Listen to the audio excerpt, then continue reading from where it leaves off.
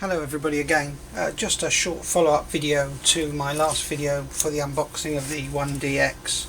I've had the camera now for a couple of days and obviously haven't had a lot of time to really use it yet, and I've only just taken probably something like 50 to 100 images. So far very impressed with it. It is very different from the other 1D bodies. In the sense that the camera is very customizable, and they've also altered the way the camera works in terms of a lot of the button layouts have changed, mainly for the better, bar one thing that I don't like, which is the zooming, which I think they've done the same on the 5D Mark III, but I don't own a 5D, but I believe the 5D Mark III, the zooming options have changed on that. Looking at the back of this camera, just a quick review of that again because I went through it last time. They've tried to keep the play buttons on the left side and the photographic side for the right hand side of the camera. So you've got a play button here, the zoom button which you push once, and you can program the level of zoom that you get when you push that in the menu. You can then alter your zoom, but you have to do it now by using the dial here. The aperture wheel normally that I use as an aperture wheel or shutter speed, depending upon how you program it. Delete button, a lock button and a record button for sound, for notes on an image. Then on this side of the camera you've got your two dials for altering the position of the AF, and it does other things with the menu as well. Actually, you can use it for the menu. A quick button which is actually very useful, so that when you switch the camera on and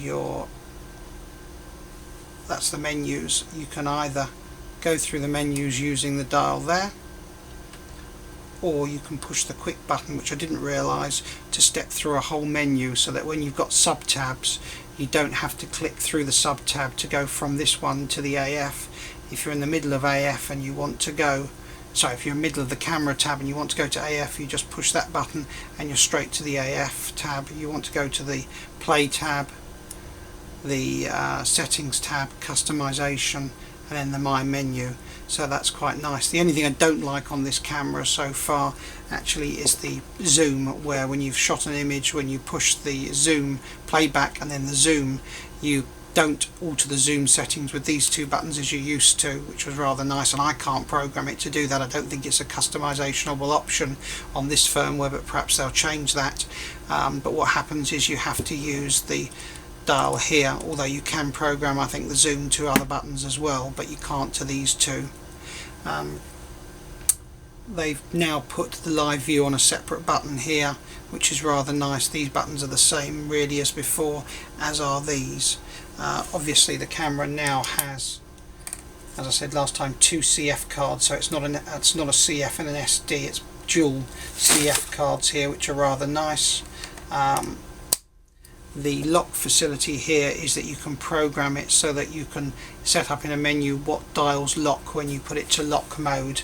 And in actual fact, I was trying to do some shots last night and I accidentally put it to lock, and I was trying to alter my aperture, and all I kept getting was L. I couldn't realise what it meant. And what happens is, once you lock it, when you then alter one of the dials, you actually get the L appearing to say that what you've done there is locked, so you can't alter your aperture or your shutter speed. It's rather nice actually in manual. So if you've set up a manual setting for a studio shot with flash, like say studio flash, and you don't want to alter your shutter speed or aperture, you can dial those in and then put that to lock, and then it's locked to that. I know you can do that on Nikons, but that's quite new, that the way they've done that for the Canon.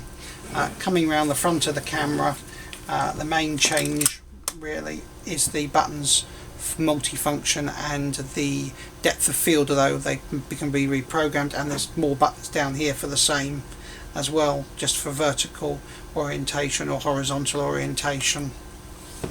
At the top, same sort of buttons as before for the mode, the AF drive, and the metering selection and the flash compensation. There's no ISO selected here as there used to be on one of the cameras, although I think that was a couple back. The ISO is now over here, which is rather nice, so you can change the ISO very simply by just touching the ISO altering that, and you can dial in the ISO. You can also do that on the back screen as well. I will, because I've had a number of requests, post some images from it in the next few days. I haven't as of yet really taken anything other than just a few quick shots. I took some in a restaurant last night at 16,000 ISO, and they were virtually flawless in terms of grain and noise, which I was really impressed with. Anyway, I hope that gives you an idea a little bit more about the camera for the moment, and as I said, in the very near future I will post another video. This one's now obviously been posted in the correct format, not vertically. I apologise for that. I know somebody called me a retard for that, but I think the same person who called me a retard for that is still waiting for his camera to arrive. So and he placed a deposit in November, so I wonder who the retard is. But anyway, I'll be back in the next few days to post some images and talk a bit more about the quality. Hope you enjoyed that. Bye bye.